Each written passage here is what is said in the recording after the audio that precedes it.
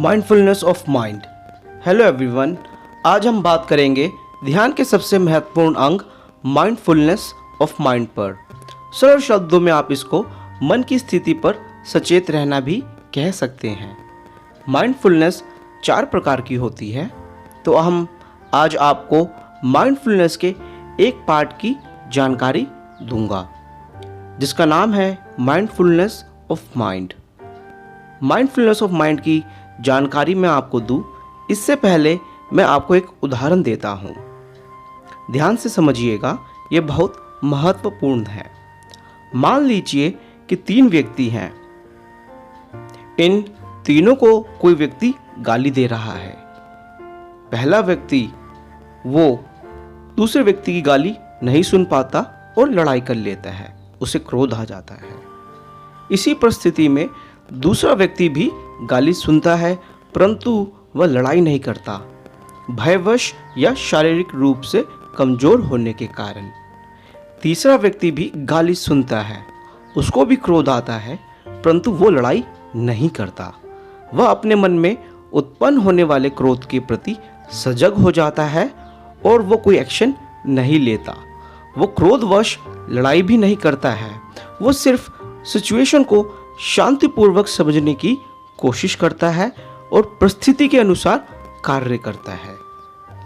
इस उदाहरण का उद्देश्य यह नहीं है कि कोई हमें गाली दे और हम सुने। इस उदाहरण का एकमात्र उद्देश्य आपको माइंडफुलनेस के विषय में समझाना है।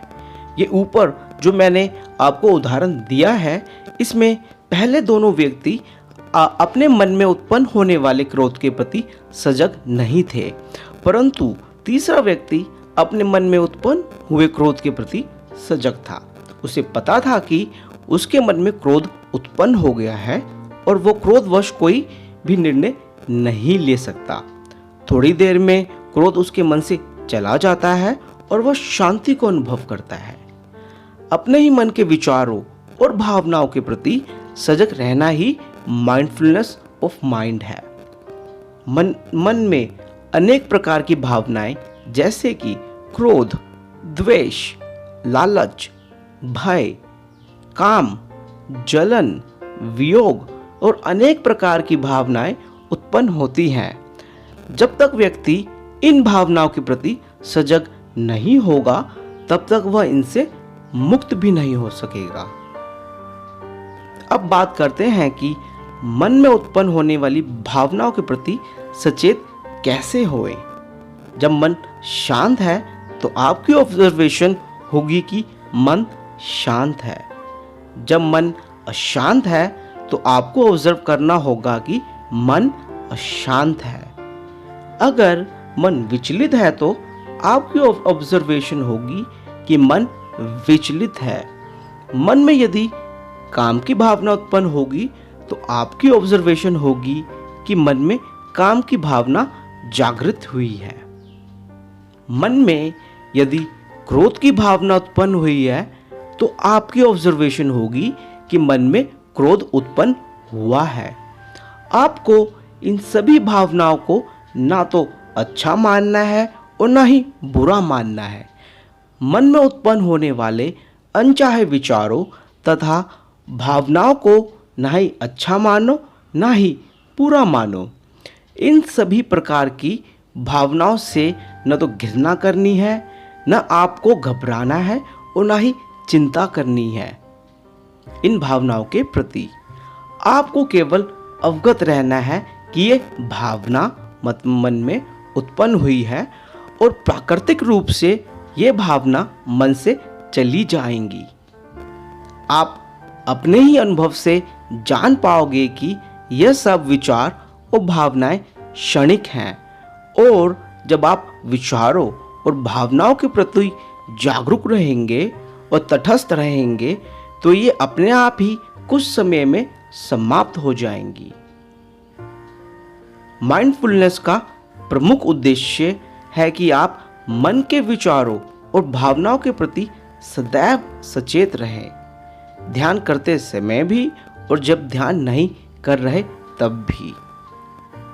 अगर कोई व्यक्ति अपने मन से वैर, द्वेष, क्रोध, लालच जैसी भावनाओं को नष्ट करना चाहता है तो सर्वप्रथम उसे यह देखना होगा कि मन कार्य कैसे करता है। जब व्यक्ति मन की मानसिक क्रियाओं के प्रति सजग रहता है तो उसे पता चल जाता है कि मन कार्य कैसे करता है। तब वह व्यक्ति किसी भी प्रकार की मानसिक अशांति से मुक्त हो सकेगा। इसको एक उदाहरण से मैं आपको समझाता हूँ। जैसे आपने एक अस्पताल के चौकीदार को देखा होगा। वह हर आते और जाते व्यक्ति को देखता है।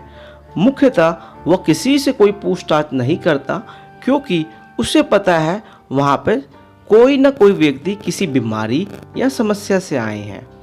अगर कोई व्यक्ति चौकीदार से पूछे कि फला डिपार्टमेंट कहाँ है, तो वह बता देता है कि फला डिपार्टमेंट कहाँ पर है। चौकीदार के लिए ना तो कोई अच्छा है और ना ही बुरा। हमें भी चौकीदार की भांति हर विचार को आने और जाने देना चाहिए। हमें सजग रहना है कि कैसा विचार मन में आ रहा है।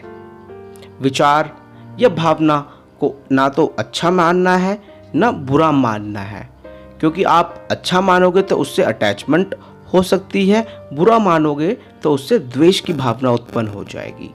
तो ये कारण है गौतम बुद्ध ने मन के किसी भी विचार या भावनाओं को अच्छा या बुरा मानने से क्यों मना कर रहा है। गौतम बुद्ध ने 16 प्रकार की मानसिक अवस्थाएं बताई हैं, जिनके प्रति आपको माइंडफुल या सचेत रहना है। वे इस प्रकार हैं। मन काम की भावना से ग्रस्त है। मन काम रहित है। मन में भ्रम उत्पन्न हुआ है। मन भ्रम रहित है। मन में द्वेष की भावना उत्पन्न हुई है। मन द्वेष रहित है। मन एकाग्र है। मन विचलित है। मन की अवस्था शांत है या मन की अवस्था अशांत है। जब आप माइंडफुलनेस का अभ्यास आरंभ करते हैं तो आपको जो पहले 6 विषय हैं इस पर ही अभ्यास करना चाहिए।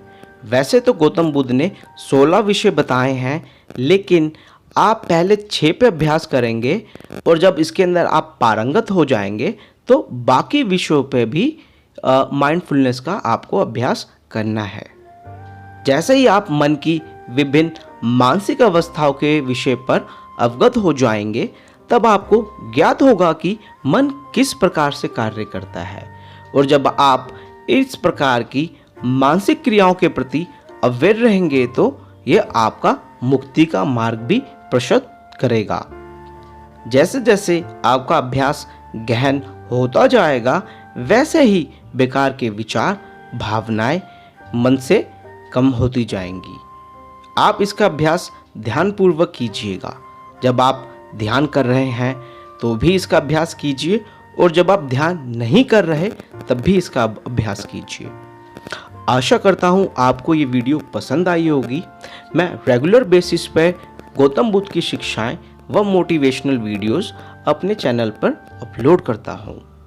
अगर आपने चैनल अभी तक सब्सक्राइब नहीं करा तो कृपया कर लीजिए, और सब्सक्राइब करने के बाद बेल बटन को प्रेस करके ऑल पर क्लिक कर दीजिए, ताकि मेरी हर वीडियो की नोटिफिकेशन आपके पास आ जाए। आपका जीवन मंगलमय हो। नमस्कार।